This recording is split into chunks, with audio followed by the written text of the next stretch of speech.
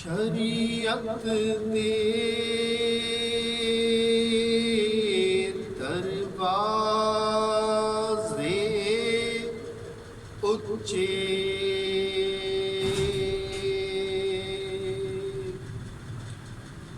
راہ فقر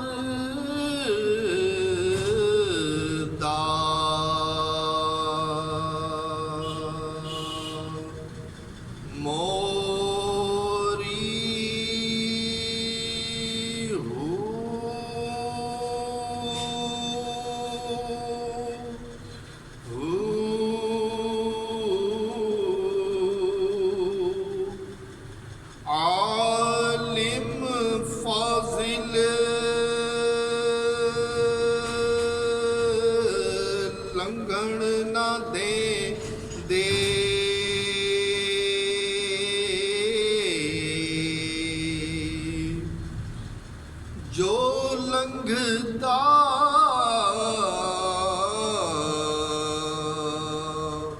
سو چوری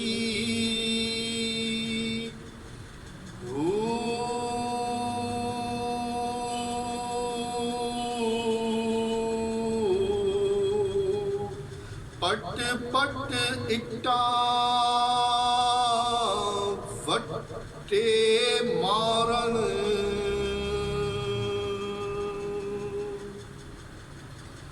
درد مندان دے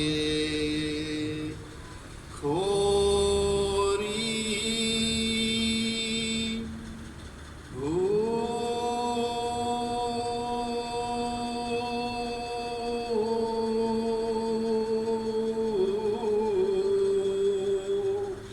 راز ماہیدہ عاشق جانن ہو کی جانن لوک اتھوری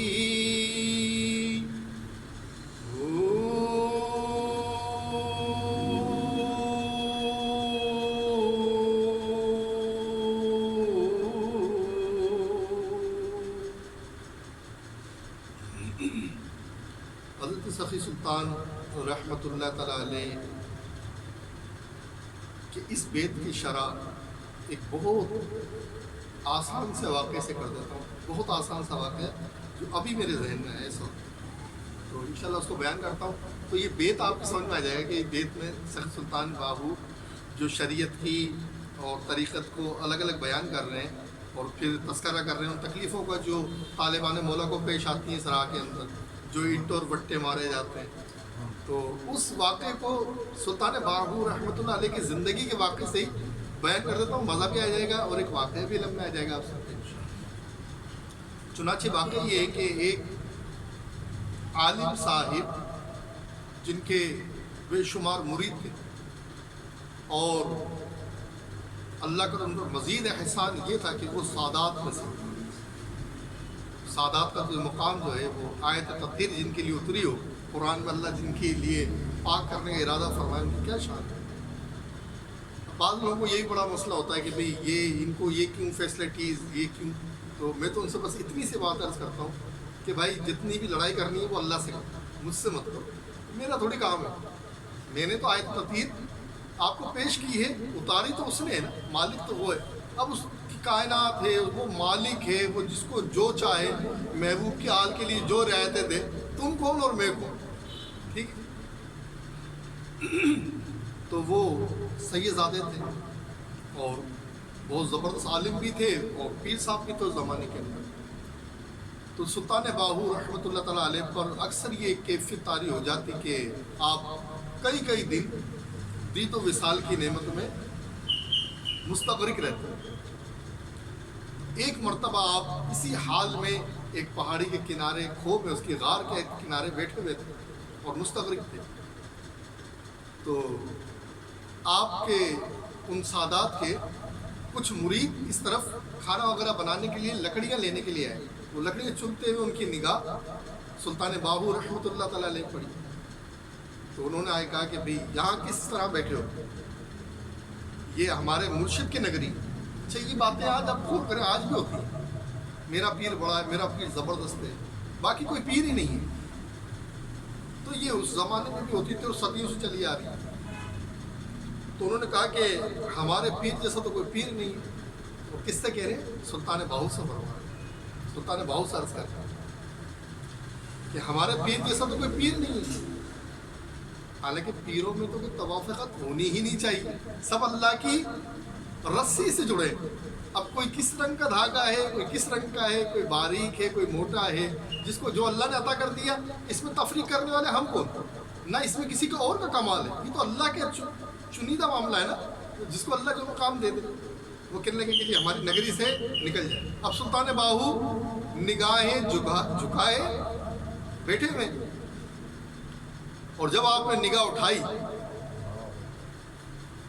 تو وہ جو مرید تھا جو اپنے پیر کے قصیدے بیان کر رہا تھا وہ ایک دم تعبیر نہ پایا۔ دید و وصال سے مخمور آنکھوں کا مقابلہ کر کون سکتا، آپ سوچیں، کوئی نہیں کر سکتا۔ لہذا جیسے سلطان باہو علیہ الرحمہ نے چہرہ اٹھایا وہ مرید گرا اور گرنے کے بعد بے خود ہو گیا۔ تو دوسرا جو مرید تھا وہ اس کی مدد کے لیے آیا کہ یہ کیا کر دیا میرے پیر بھائی کے ساتھ۔ تو سلطان باہو علیہ الرحمہ نے اس کی طرف نگاہ کی اسے دیکھنے کے لیے، اس کے ساتھ بھی وہی معاملہ ہوا، وہ ایک دم بے خود ہو کے گر گیا۔ تو تیسرا جو تھا نا وہ بڑا سمجھدار تھا، اس نے کہا اگر میں بھی گیا تو میں بھی گر جاؤں گا، پھر پیر صاحب کو کون اطلاع دے گا؟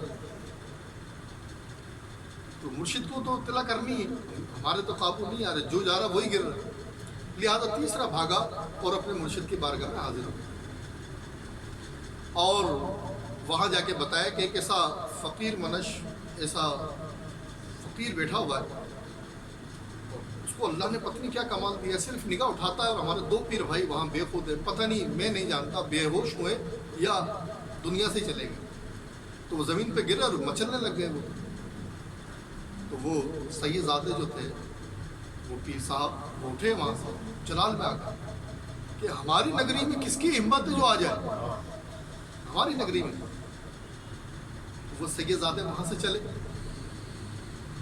اور سخی سلطان باہو اب وہی نگاہ جھکائے اور اب وہ دید و وصال کی جو معاملات تھے، جو استغراق کی کیفیت تھی، وہ تبدیل ہو چکی تھی۔ آپ جان چکے تھے کہ اب کچھ معاملات اور ہونے والے، لہٰذا آپ نے اپنی ذات کو، جیسے فقیروں کا طریقہ ہے کہ وہ اپنے آپ کو راز میں رکھیں۔ اگر فقیر اپنے دل کی ساری کیفیت بتائے، ساری وارداتیں بتائے تو لوگ اعتبار ہی نہ کریں، لوگ اسے جھوٹا سمجھیں گے کہ شاید یہ جھوٹ بول رہا ہے، تو وہ گناہ گار ہوں گے۔ تو فقیر ہوتا ہی وہ ہے جو اپنے اوپر پردہ ڈال لیتا ہے اپنے تمام کمالات کے اوپر۔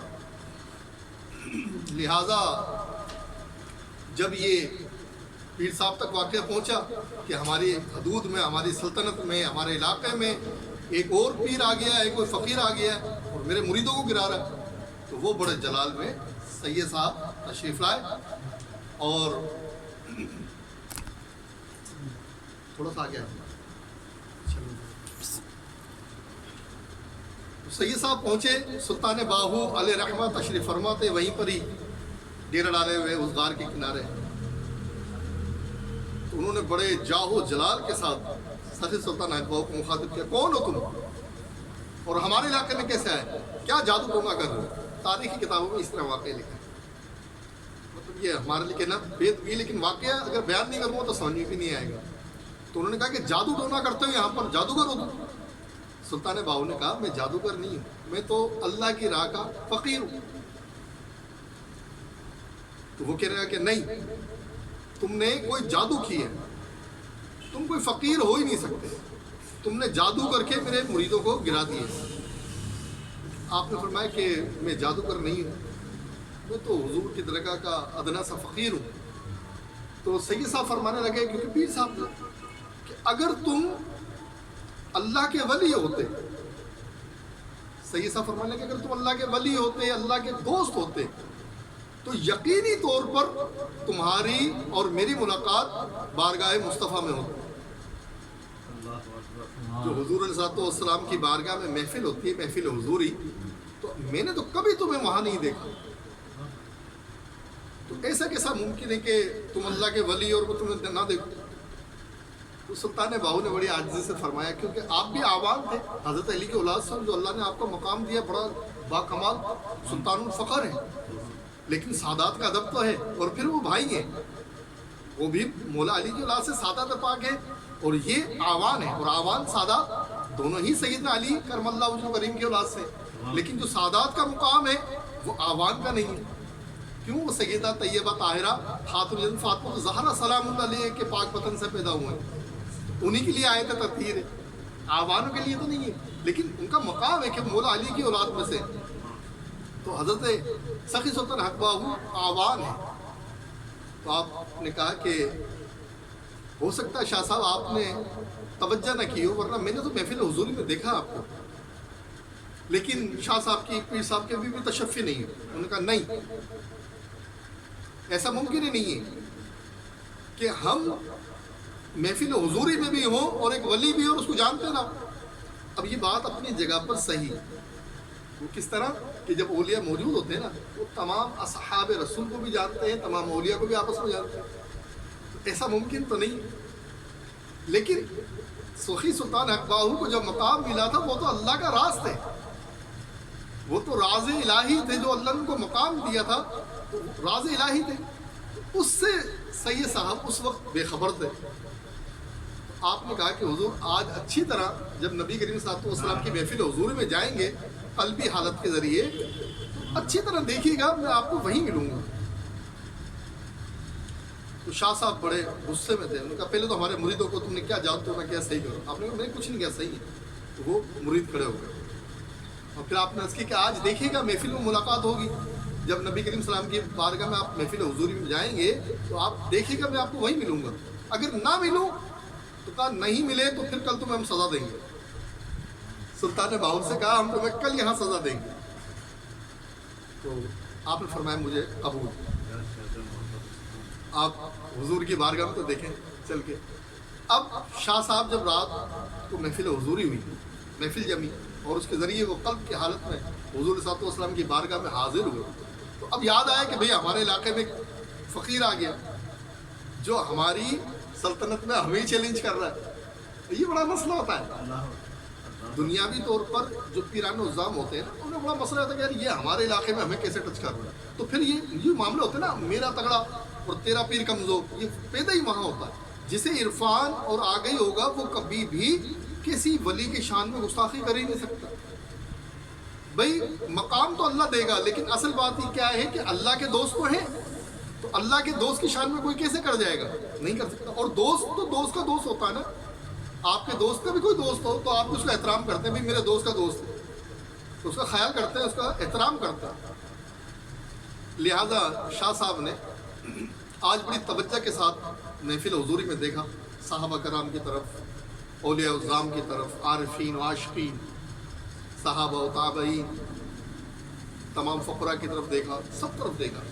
سلطان باہو نے کہیں نظر نہیں آیا. تو وہ دل میں سوچنے لگے کہ وہ فقیر نہیں ہے، اگر فقیر ہوتا تو یہاں ضرور موجود ہوتا. اتنے میں کیا دیکھتا ہے کہ نبی کریم علیہ الصلوۃ والسلام کی آستین مبارک، اس میں سے ایک چھوٹا سا بچہ جو ہے وہ برآمد ہوا، اور بڑا نور اس بچے کے چہرے پر، اور وہ ہمکتا ہوا بچہ حضور سید عالم صلی اللہ علیہ وسلم کے ہاتھوں کا بوسہ لینے لگا، اور نبی کریم صلی اللہ علیہ وسلم بھی اس بچے کے ساتھ کھیلنے لگ گئے. پھر یہ بچہ ہمکتا ہوا صحابہ کی طرف بڑھا اور مولا علی رضی اللہ تعالیٰ عنہ کی بارگاہ میں پہنچ گیا، ہوتا ہوا تمام صحابہ رسول سے. اس کے بعد حضور سیدنا غوث اعظم رضی اللہ تعالیٰ عنہ کی طرف بڑھا، اور آپ سے بھی جس طرح بچے بڑوں کے ساتھ کھیلتے ہیں نا، بالکل اسی طرح وہ بچہ سب کے ساتھ کھیل رہا ہے اور سب اس بچے کو پیار کر رہا ہے. تو شاہ صاحب کے دل میں خیال آیا یار نبی کریم السلام کی بارگاہ سے، میرے نانا کی بارگاہ سے بچہ نکلا ہے تو سب کے ساتھ کھیل رہا ہے، اگر میرے پاس بھی آیا تو کتنا اچھا ہو. لہٰذا وہ بچہ، یہاں دل میں خیال آیا، وہ بچہ شاہ صاحب کی گود میں بھی آ گیا اور کھیلنے کا داڑھی کے بالوں سے اس طرح پکڑی. آپ نے دیکھا ہوگا بچوں کی عادت ہوتی ہے، جب انہیں گود ملا تو وہ داڑھی کے بال پکڑ لیتے ہیں. تو اس بچے نے داڑھی کے بالوں سے کھیلنا شروع کر دیا، اور پھر ایک اس نے ایسا جھٹکا دیا اس بچے نے کہ اس جھٹکے کی وجہ سے شاہ صاحب کے سید صاحب کے 2-3 بال داڑھی کے ٹوٹ گئے، بچے کے ہاتھ میں آ گئے۔ اب عام حالت ہوتی تو بڑا غصہ آیا تھا شاید، کیونکہ شاہ صاحب کی طبیعت میں تھوڑا سا جلال تھا، لیکن نبی کریم صلی اللہ علیہ وسلم کی بارگاہ ہے اور سب کے چہیتا بچہ ہے، لہذا انہوں نے اگنور کر دیا اس معاملے کو۔ صبح جب ہوئی تو وہ پیر صاحب سخی سلطان اقباہو کے اس چلہ گاہ کے قریب پہنچے اور کہا کہ جھوٹ کہتے ہو کہ تم فقیر ہو، اگر تم فقیر ہوتے تو رات کو نبی کریم صلی اللہ علیہ وسلم کی بارگاہ میں تم مجھے نظر کیوں نہیں ہے؟ اب یہ علمی اور جو میں اس کو بیان کرنا چاہ رہا ہوں کہ وہ عالم صاحب بھی تھے اور پیر صاحب بھی تھے۔ اب یہ علمی ظاہری اور باطن جو سلطان باہو پر شریعت دے دروازے ہوتے ہیں، اس کے تو بڑے بڑے رستے ہیں، اس کی راہ بڑی ہے، عقل ہو اس کو سمجھتے جاؤ، اور راہ فقر دا موری، لیکن جو فقیری کا رستہ ہے، جو طریقت کا رستہ ہے، اس کا رستہ بہت چھوٹا، بڑا تکلیف دہ رستہ ہے، اس کو عقل کے ذریعے نہیں دل کے ذریعے پائے جاتا ہے رستہ۔ تو وہ پیر صاحب کہنے لگے، سید صاحب کہنے لگے کہ تم نے جھوٹ کہا کہ تم اللہ کے ولی ہو، اگر تم ولی تھے ولی ہو تو تم وہاں مجھے کیوں نظر نہیں ہے؟ لہذا ثابت ہو گیا تم اللہ کے ولی تو نہیں، فقیر تو نہیں، تو حضور کی بارگاہ میں ملتے مجھے، لہذا میں تمہیں نہیں چھوڑوں گا۔ آپ سخی سلطان اقباؤ رحمۃ اللہ تعالیٰ نے فرمایا کہ بھئی جس پر جرم ثابت کیا جاتا ہے اس سے اس کی بات بھی پوچھی جاتی ہے، گواہی بھی تو مانگی جاتی ہے۔ تو کہا کہ تمہارے پاس کوئی گواہ ہے؟ آپ نے فرمایا کہ ہاں میرے پاس ایک نہیں 3 گواہ ہیں، میں پیش کر دوں، 3 گواہ پیش کر دوں آپ کے پاس۔ تو جو پیر صاحب تھے، جو عالم صاحب تھے، انہوں نے کہا سادات صحیح صاحب نے کہا لاؤ دکھاؤ کون سے گواہ ہیں، تمہاری گواہی دیں گے تم وہاں موجود۔ تو آپ نے کہا ابھی دکھا۔ اس کے بعد آپ نے اپنے کوئی کپڑے سے کسی چیز سے اس میں ہاتھ ڈالا اور اس کے بعد نکالے گا، یہ لو، یہ پہلا بال پہلی گواہی، یہ دوسرا بال جو تمہاری داڑھی سے توڑا تھا دوسری گواہی، اور یہ تیسرا بال جو تمہاری داڑھی سے نکالا تھا وہ تیسری گواہی۔ 3 گواہ میرے پاس ہیں اور آپ کہہ رہے ہیں کہ آپ نے مجھے دیکھا ہی۔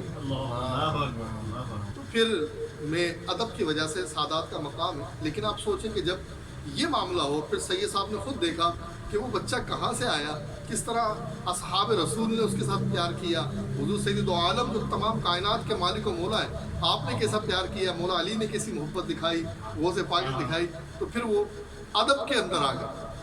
اب تحکم تھا، ابھی حکم کی حالت میں تھے، اب ادب کی حالت میں آ گئے کہ حضور میں نے آپ کو پہچانا نہیں، آپ مجھے معاف فرمائیں۔ تو یہ فائٹ، یہ لڑائی جو ہے چلتی ہے۔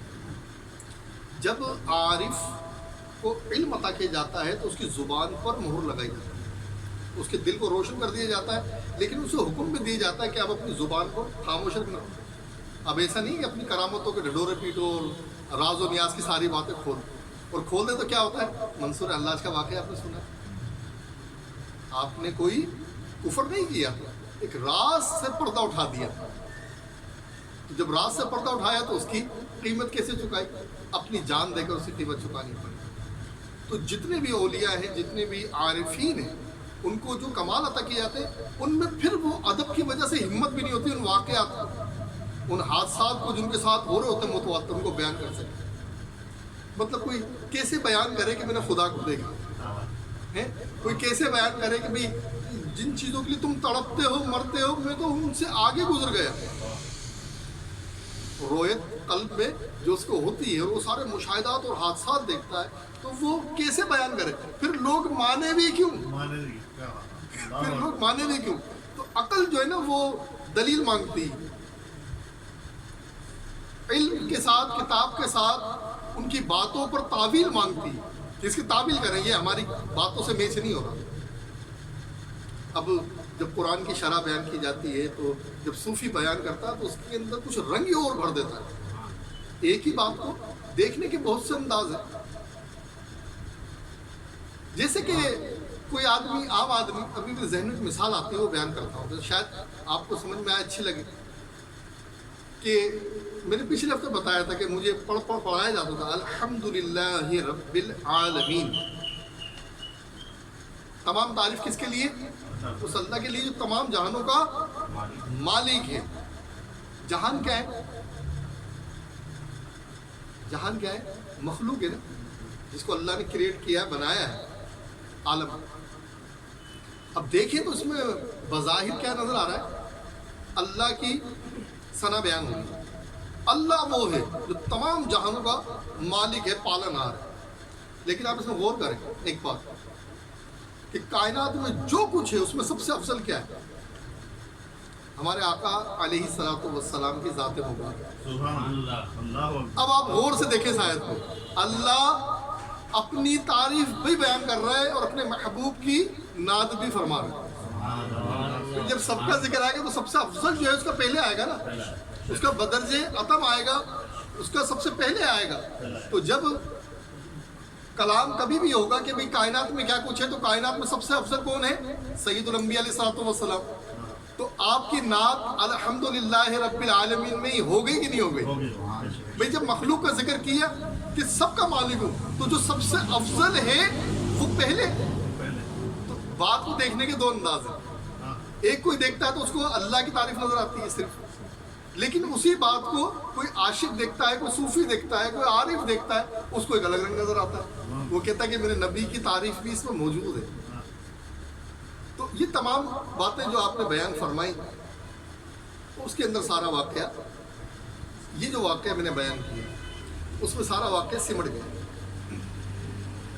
اور پھر فرماتے ہیں آخر کے اندر کہ یہ جو راز ہے، راز و نیاز کی باتیں ہیں، اس کو ایسے لوگ جو صرف کتابوں کو پڑھیں وہ اس معاملے کو نہیں سمجھ سکتے کہ صرف کتابوں کو لادنے سے علم حاصل نہیں ہو جاتا۔ تو سلطان ماحول رحمۃ اللہ تعالیٰ علیہ فرماتے ہیں پھر جب وہ اس کا اظہار کر دیں تو پھر کیا ہوتا ہے؟ فرمایا پھر اینٹ اور وٹے، منصور اللہ کے ساتھ یہی ہوا نا، اور جو جو راز کھولے گا اس کے ساتھ یہی معاملہ ہوگا۔ اچھا یہ تو چلے، اس سے ہمیں اشارہ سمجھ میں آ گیا۔ ایک دو سوال بھی اکثر ہوتے ہیں، اب وہ بہت سارے سوال جمع ہو گئے، تو میں نے سوچا چلے آج ایک دو سوالوں کے جواب اپنے اس ویڈیو کے اندر اور ہماری محفل کے اندر اس کو ہم بیان کریں۔ ایک سوال اکثر ہوتا ہے کہ بھئی ذہنوں میں آتا ہے لوگوں کے کہ اللہ تعالیٰ نے مردوں کی حاکمیت کیوں رکھی اور عورت افضل ہے، افضل کیوں نہیں ہے؟ عورت تو جبکہ ماں بھی ہے، جنت بھی اس کے قدموں میں۔ یہ ایک بحث ہے جو لا حاصل ہے، جس میں لوگ الجھتے رہتے ہیں۔ سلطان باہو اس کو بڑی خوبصورت بات فرماتے ہیں، بہت ہی خوبصورت اور پتے کی بات اور بہت آسان زبان پر۔ آپ فرماتے ہیں کہ جس کو اللہ کا قرب و وصال مل جائے، جس کو دید و وصال کی نعمت حاصل ہو جائے، جس کے دل میں اتنی طلب پیدا ہو جائے کہ مجھے اپنے رب عز و جل کو اپنے قلب کی آنکھوں سے دیکھنا ہے، تو فرماتے ہیں وہ مرد ہے، چاہے جسم عورت کا ہو۔ سمجھ میں آ رہی بات؟ اگر کسی عورت کے دل میں اللہ کی طلب پیدا ہو جائے کہ جس نے مجھے بنایا، جس نے مجھے پیدا کیا، اس کی محبت سے اس کا دل لبریز ہو جائے، تو فرماتے ہیں یہ عورت مؤنث نہیں ہے، مذکر ہے۔ کیوں؟ کیونکہ اس نے حق ادا کی ہے اس بات میں۔ تو فرماتے ہیں اگر کوئی مرد ہے اور دنیا کی محبت میں اور اس کی طلب میں مرا جا رہا ہے، حب جا کا شکار ہے، اپنے ہی اس کو ذات سے نکلنے کا موقع نہیں ملتا، تو فرمایا پھر یہ عورت ہے، یہ مرد نہیں۔ یہ ظاہر میں اس کا ڈھانچہ مرد والا ہے، لیکن یہ مرد نہیں، یہ عورت ہے۔ تو اس سوال کا جواب مل گیا کہ یہ تفریق کی ضرورت ہی نہیں ہے، اس بحث میں الجھنے کی ضرورت ہی نہیں ہے۔ جو اللہ اور اللہ کے رسول نے قوانین بتائے وہی سب سے اعلیٰ ہے۔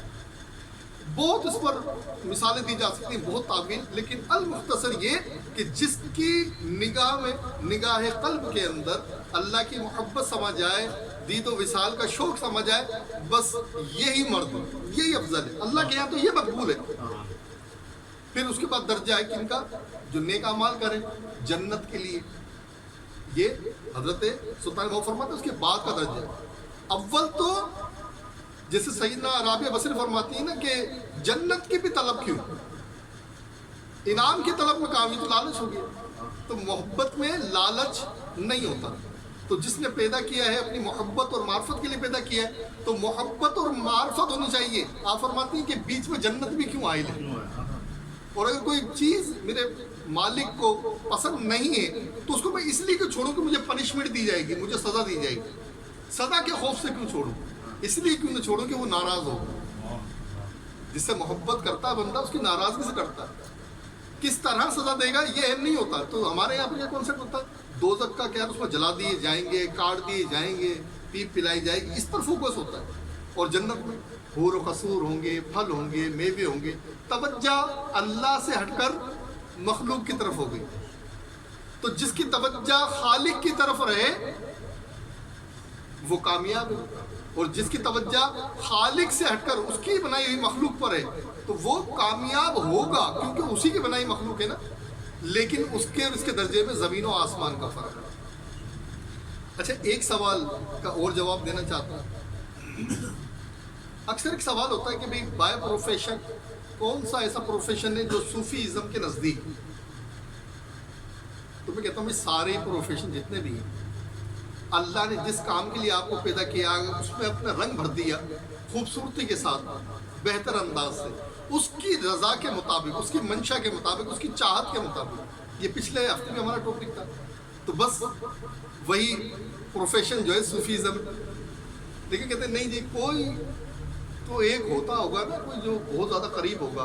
वो कौन सा पेशा ऐसा है जो बंदा अपनाए और वो आपको लगता हो कि सूफीज़म के बहुत करीब। अब ये किसी बेसिस में जाओ तो बहुत सारे लोग उनको उसका दिल शिकनी भी हो।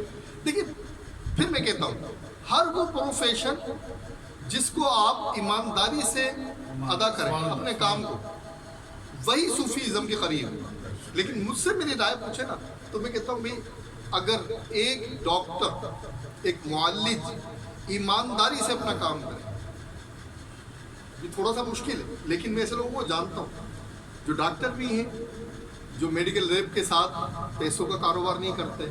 वो अपने मरीजों को इसलिए नहीं चाहते कि उनकी खाल उतारेंगे दो जगह से, तीन जगह से। हैं कुछ लोग ऐसे जो लेबॉर्ट्री से भी खा रहे होते हैं डॉक्टर। लेकिन अगर आप फिर मुझसे सवाल करेंगे सारी बातें रख कर भी कि कौन सा प्रोफेशन है जो बहुत करीब है सूफीज़म के, मैं फिर कहूँगा मुअल्लिज डॉक्टर, बहुत नज़दीक हो सकता है। आप पूछेंगे क्यों, कैसे, उसकी उसकी तावील, उसकी दलील। देखिए, सूफी जो होता है वो अपनी ज़िंदगी को अल्लाह के लिए मुख्तस करता है, और चूंकि मखलूक खुदा अल्लाह से जुड़ी है इसलिए वो मखलूक के काम आता है। ऐसा ही नहीं, वो मखलूक से किस लिए मोहब्बत करता है, इसलिए नहीं करता कि भाई मेरा घर चलेगा, दाल रोटी आएगी, कुछ पैसे देंगे मुझे, इसलिए नहीं करता। इसलिए करता है कि ये अल्लाह की मखलूक है, तो वो जो रिश्ता अल्लाह से है ना, वो उसको मजबूर करता है उनसे मोहब्बत के लिए। अब अगर यही काम एक डॉक्टर करता है, आप देखें किसी प्रोफेशन में भी आप जाएं, कोई वकील हो उसके पास आप जाएं कि भाई रात को 2 बजे अगर दरवाज़ा खटखटाए, कहेगा भाई पागल हो, रात के 2 बजे आ रहे हो, सुबह ऑफिस में आके मिलना। वो मुलाकात अव्वल तो आएगा नहीं बाहर, और अगर आ गया तो कहेगा भाई सुबह आ जाओ, ऑफिस में बात कर लेंगे। अच्छा, किसी के पास दुकानदार के पास चले जाए कि 5 किलो जो ना वो आटा दे दें, कहेगा भाई दुकान बंद है, मैं दुकान कहाँ से जाके मान आटे की बोलूँ। ठीक है, तो किसी भी प्रोफेशन में जाएंगे, चाहे वो फर्नीचर बनाता हो, चाहे कोई भी काम करता हो, वो कहेगा भाई सुबह आ जाओ। अब हम आपके पास आ जाए तो आप बोलेंगे ऑफिस खुले तब आना भाई, अभी मैं क्या कर सकता हूँ। अगर कोई मुलाजिम पेशा बंदा होगा तो बोलेगा भाई मेरे ऑफिस के टाइम में आ जाओ, मेरी दुकान के टाइम में आ जाओ, तो मुझसे जो बन पड़ेगा मैं आपका कर दूंगा। लेकिन एक प्रोफेशन ऐसा है जिसमें रात के 2 बजे भी दरवाज़ा बजाया जाए तो वो आपको ये नहीं कहता कि भाई क्लिनिक टाइम में आना, वो आपके साथ चल देता है। ये वो चीज़ है जो सूफी से मैच करती है। अब यहाँ पर अगर उसको अपनी ज़ात का है मामला, देखिए अगर वो पैसे भी लेता तो कोई हर्ज नहीं है, लेकिन अगर उसको अपनी ज़ात का है कि भाई माल बना रहा है उसके अंदर, अगर बेहिसी है तो फिर तो सूफी नहीं है।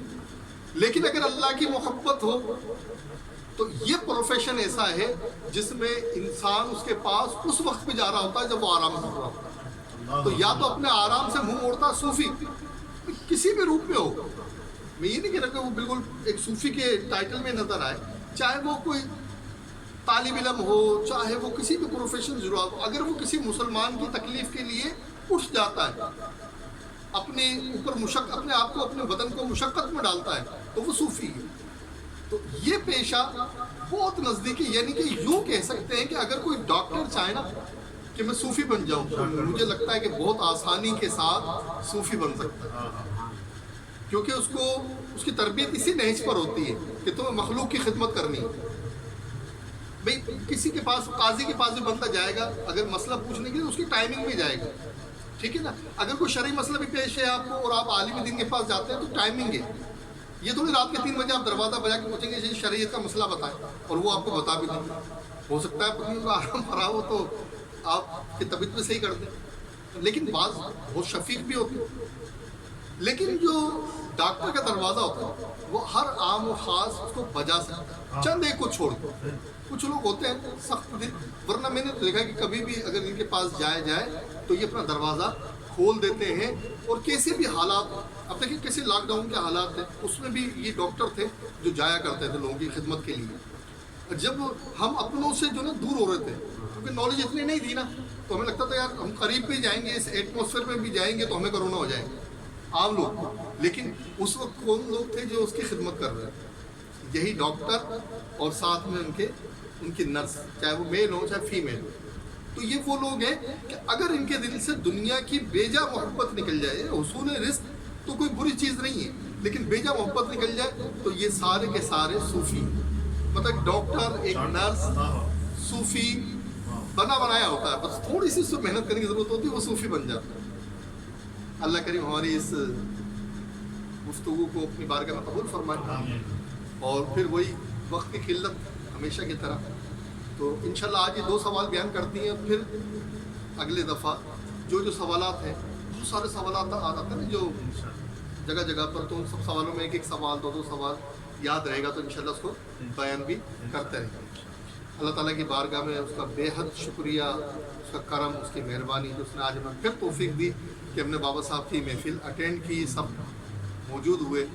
اور انشاءاللہ تعالیٰ اب جو ہے وہ ہم ذکر وغیرہ کریں گے اپنا، اور اس کے بعد دعا انشاءاللہ تعالیٰ.